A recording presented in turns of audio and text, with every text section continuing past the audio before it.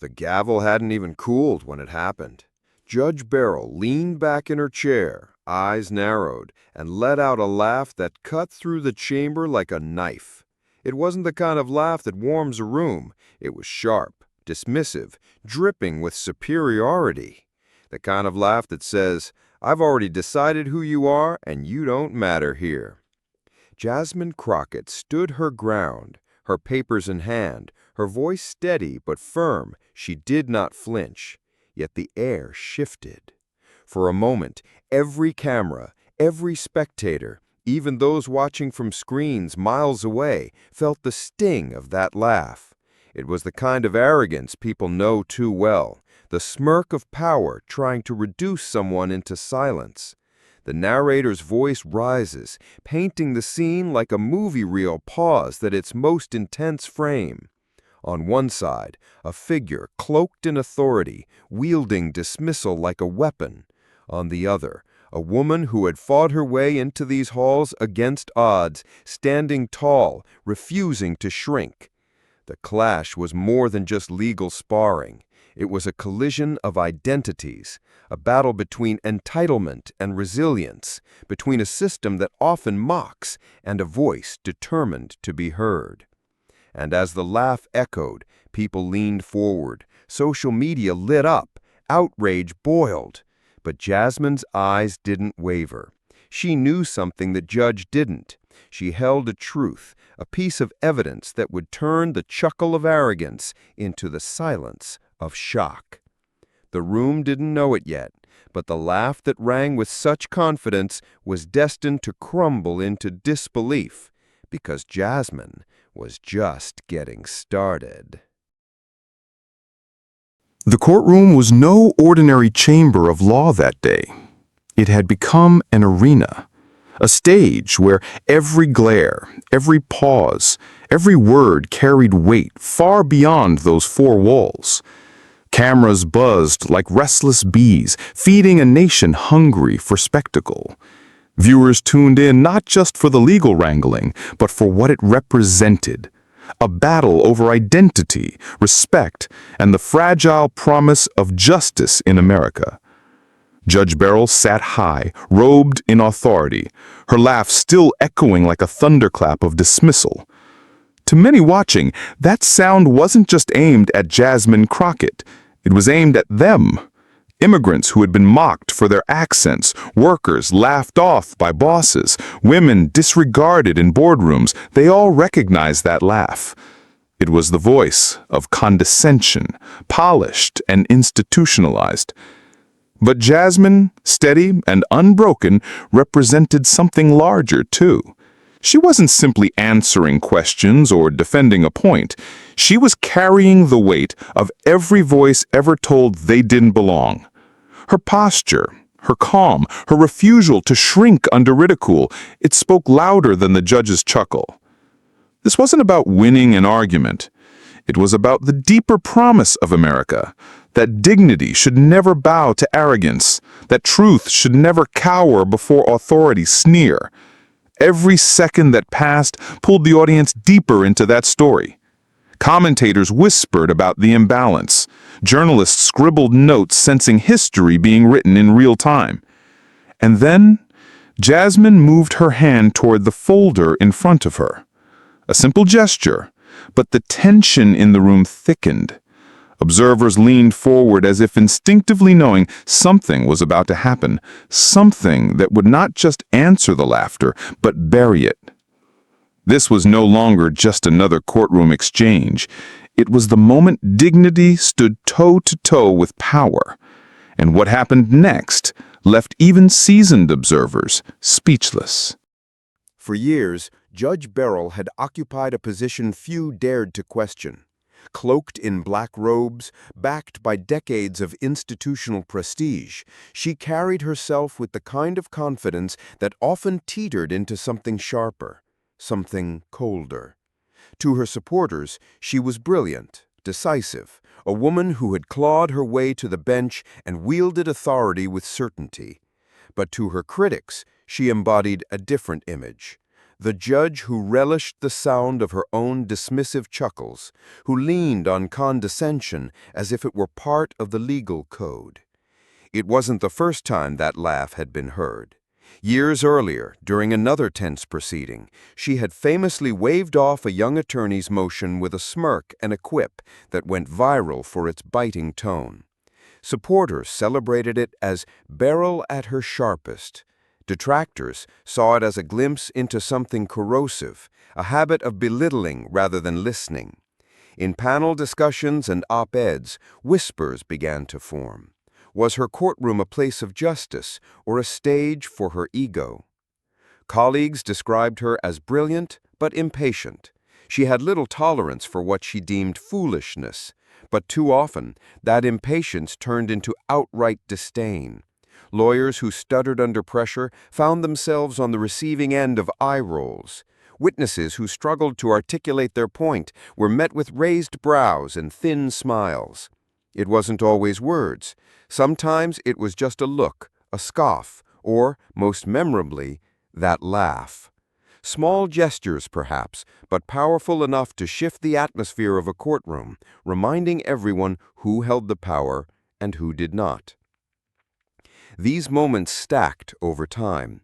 Clips circulated online, edited together to paint a portrait of a judge who wielded arrogance as if it were part of her arsenal. Behind the robe, critics said, an arrogance had begun to show. And arrogance has a way of leaving a mark. Stories trickled out from those who had appeared before her bench, a community advocate who felt silenced mid-testimony, a defense attorney who walked away humiliated after an exchange of barbs, a civil rights group that quietly questioned whether she treated every litigant with equal respect. None of it amounted to scandal, not yet, but the pattern was there, visible to anyone willing to see. Still, Judge Beryl thrived in her position. She was celebrated in certain circles as a symbol of strength, a no-nonsense presence in a world often clouded by indecision. She gave speeches at universities, where she was introduced with glowing tributes. She graced magazine profiles, hailed as a trailblazer. But woven between the accolades was an undercurrent of unease, a sense that her sharpness was not always in service of justice, but sometimes in service of her ego. And in politics, as in life, patterns matter. Audiences grow weary of unchecked arrogance. People remember the sting of being dismissed, even if they weren't the ones directly in the room. By the time Jasmine Crockett entered that courtroom, the image of Judge Beryl as a paragon of smug certainty was already alive in the public mind. What made this clash inevitable was not just the difference in their arguments, but the difference in their spirits. On one side, a judge who had long relied on the weight of authority, using laughter as a sword. On the other, a woman who had fought tooth and nail for her place, whose dignity was forged not in privilege, but in struggle. That day, the stage was set. Judge Beryl believed she was in control, that her laughter could once again silence, diminish, reduce. She had done it before, and the chambers had always echoed with her authority. But arrogance blinds even the sharpest minds. What she could not see, what she refused to see, was that this time, the target of her dismissal was not someone who would shrink. This time, the laughter was aimed at someone holding the very weapon that would undo it.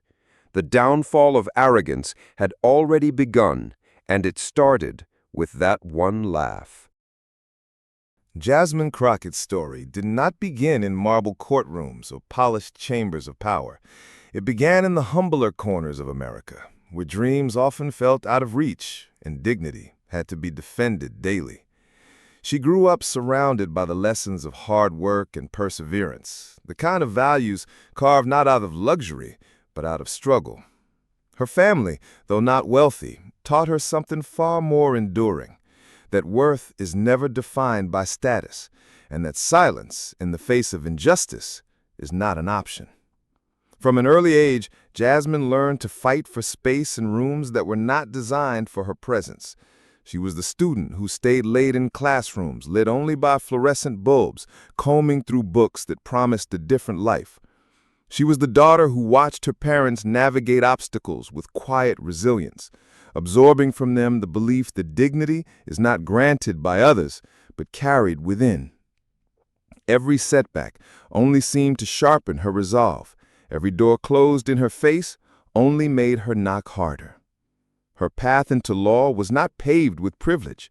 While some of her peers leaned on networks of influence, Jasmine leaned on grit. She worked long hours, sometimes taking jobs far outside the legal world, just to keep her dream alive. Those years hardened her, but they also softened her toward others. She understood what it meant to be overlooked, dismissed, or told she wasn't enough. And she vowed that when she finally stood in a courtroom, she would stand not just for herself, but for everyone who had ever been silenced. When she entered politics, many dismissed her again. They said she was too bold, too outspoken, too unwilling to play the game. But those same traits made her unforgettable to those she represented. She didn't hide her fire. She used it to shine light on injustice. Her voice carried not just arguments, but the echoes of countless unheard voices. It wasn't an easy rise. Campaigns were grueling. Opponents painted her as unfit. Critics tried to undermine her with coded insults. And the system seemed rigged to protect the very power structure she was challenging. But Jasmine refused to bend. She had grown up facing worse than ridicule, worse than dismissive laughter. She had faced invisibility, and she knew that her presence in these halls was itself a victory. Every step of her journey added another layer to her armor. The debates where she was talked over but refused to be silenced. The nights spent reading case law until her eyes blurred. The moments she doubted herself, only to be reminded by her community that she was their voice. She carried all of that into the courtroom the day she faced Judge Beryl. And that's why, when the laugh came, sharp, mocking, designed to reduce her, Jasmine did not flinch.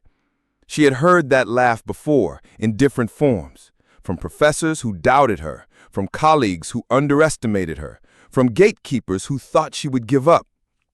Each time, she answered not with retreat, but with persistence. The laugh was familiar, but so was her response: resilience. Her calm that day was not born of passivity, it was born of preparation. Jasmine didn't just arrive at the courthouse with passion, she arrived with evidence. Evidence built brick by brick, fact by fact, like the walls she had climbed her whole life. It was more than paper in a folder. It was a symbol of everything she stood for: truth over arrogance, proof over presumption. And though no one else in the room knew it yet, that evidence was about to shift the entire narrative. The cameras focused on the laugh, the chuckle of power mocking dignity. But Jasmine knew the story wasn't ending there. She knew the story was about to pivot. Because she wasn't supposed to be in that room, not by the old rules of power. But she had fought her way there, carrying with her every lesson, every wound, every ounce of resilience. And now, standing under the weight of that dismissive laugh, she was ready to turn it into something else entirely. The world saw arrogance towering over resilience, but Jasmine carried the one thing arrogance can never withstand: undeniable truth. And soon, that truth would silence the room. The laugh still lingered in the air, a mocking punctuation on Jasmine's words. Judge Beryl leaned forward, her tone sharp, her gestures laced with dismissal. "Counselor, are we really going to waste this court's time with that?" she asked, the condescension dripping from every syllable. A ripple moved through the courtroom, some smirks, some uncomfortable glances, and many who simply shifted uneasily in their seats. Jasmine's face was calm, but her grip on the lectern tightened. Inside, she felt the weight of not just her argument, but of every eye in the room measuring her response. To retreat would be easy, to push back would be risky. And yet, retreat was never part of her nature. She steadied her breath, forcing composure where indignation threatened to rise. The judge interrupted again, her voice almost playful now, as though this were entertainment rather than a matter of truth. "I've heard enough of these theories," she said with a chuckle that landed like a slap. To the casual observer, the imbalance was clear. One woman wielding power with arrogance, the other standing tall against the weight of it. The spectators leaned forward. Commentators outside the chamber readied their pens, sensing something was about to break. The tension was no longer contained to that room. It was bleeding through cameras, into living rooms, into feeds and timelines. And then Jasmine moved. Quietly, deliberately, she reached down to the folder in front of her. A small gesture, almost imperceptible, yet the atmosphere shifted instantly. Conversations hushed. The judge's smirk faltered just slightly. The room could feel it, the pivot, the edge of revelation. They didn't know what was coming, but they knew this much. The laughter was about to meet its reckoning. Jasmine's hand lingered on the folder for a heartbeat, long enough to thicken the silence. Then, with the kind of composure earned through years of being underestimated, she lifted it and laid the papers on the table with a soft but deliberate thud. The sound cut sharper than any gavel. And then the narrator's voice slows, each syllable heavy. The documents hit the table. She unfolded the first page, her voice calm, measured, unshaken. "Your Honor, here are the records, unaltered, verified, dates, signatures, the works." She paused, letting the words breathe, letting the tension coil tighter. The judge's smile, once broad and dismissive, began to shrink. Her eyes scanned the papers as though searching for a flaw, an escape hatch. But the text on those pages offered none. Each line was a nail in the coffin of arrogance. Each signature a reminder that truth had been patiently waiting for this exact moment. The courtroom stirred, gasps, murmurs. A reporter in the back scribbled furiously. And outside, on screens across the nation, reactions exploded. "OMG, Jasmine just destroyed her," one tweet read. Another, "This is the moment arrogance crumbles." Hashtags lit up like fireworks, trending before the judge could even lift her eyes from the page. Jasmine didn't raise her voice. She didn't need to.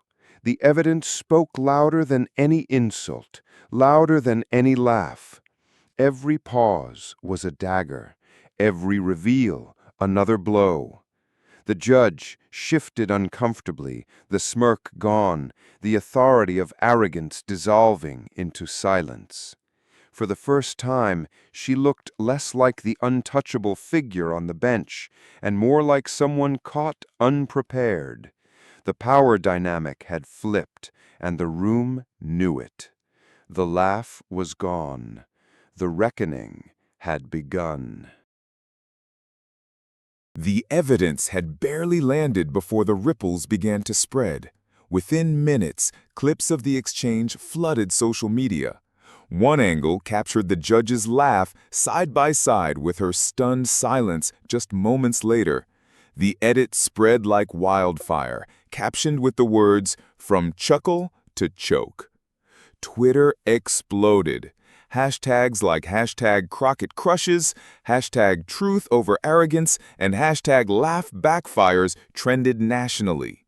Memes surfaced almost instantly. Split-screen images of Jasmine calmly presenting her folder contrasted with the judge's fading smirk. Late-night hosts teased that a laugh can sometimes be the shortest career move in politics. Commentators weighed in. Some praised Jasmine for her composure under fire, calling it a masterclass in dignity. Others noted how symbolic the moment felt. A woman from humble beginnings staring down the sneer of entrenched power and winning. The symbolism wasn't lost on millions who saw their own struggles mirrored in hers. For immigrants who had been mocked for their accents, for young professionals laughed out of boardrooms, for women spoken over in meetings, Jasmine's victory was personal. It was proof that arrogance could be silenced, that truth could carry the day, even when power tried to belittle it. Meanwhile, Judge Beryl found herself at the center of an entirely different spotlight. Headlines framed her as the judge who laughed too soon. Editorial cartoons depicted her gavel melting under the weight of evidence.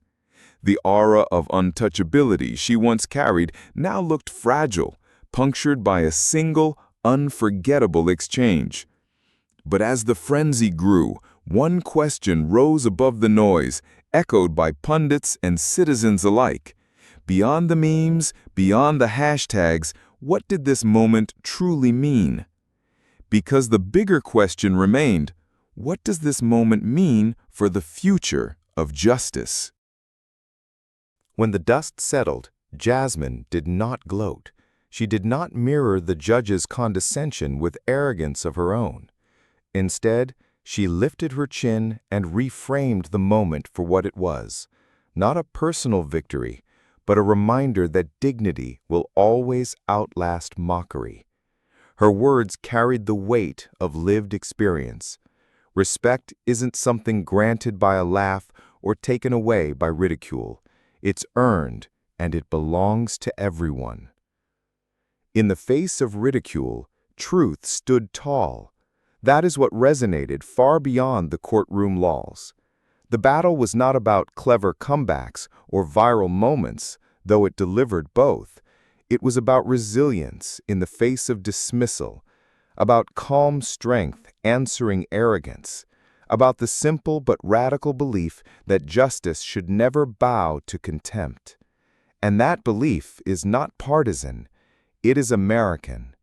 It echoes through every immigrant story, every worker demanding fair treatment, every citizen who has ever been told they were less than. Dignity, resilience, justice, these are not luxuries, they are the bedrock of what America aspires to be. The moment Jasmine placed that folder on the table, she was not just defending her argument, she was defending the principle that truth matters even when power laughs in its face. Her courage transformed a fleeting exchange into a lasting symbol. One person's courage became a symbol for millions, a reminder that no matter how loud the laughter of arrogance, it will always be silenced by the steady voice of truth. And yet, as the country replayed the moment again and again, a lingering question remained. If dignity could win here, could it also reshape what comes next? It began with a laugh, quick, sharp, dripping with dismissal. But history will not remember the laugh itself. It will remember what came after. The laugh that backfired, the smirk that crumbled, the arrogance that collapsed beneath the quiet power of truth. This was more than a courtroom skirmish. It was a mirror held up to a nation, showing us that dignity does not flinch under ridicule. Jasmine Crockett proved what so many have long believed but rarely get to see on such a stage. When arrogance tries to silence truth, it always collapses under the weight of evidence. And that is why this moment matters, not just for her, not just for that chamber, but for every person who has felt mocked, sidelined, or diminished. Jasmine's composure reminded us that justice is not delivered through laughter or arrogance, but through resilience, persistence, and courage. Now, it's up to us to carry that message further. If you believe in dignity over dismissal, in truth over arrogance, then share this story. Talk about it. Keep it alive. Because each time it's retold, it strengthens the movement for fairness and justice that is larger than any courtroom. Subscribe to this channel if you want to stand with us in telling these stories. Stories where arrogance falls and dignity rises. Share this video so others can see that even in the darkest rooms, light has a way of breaking through.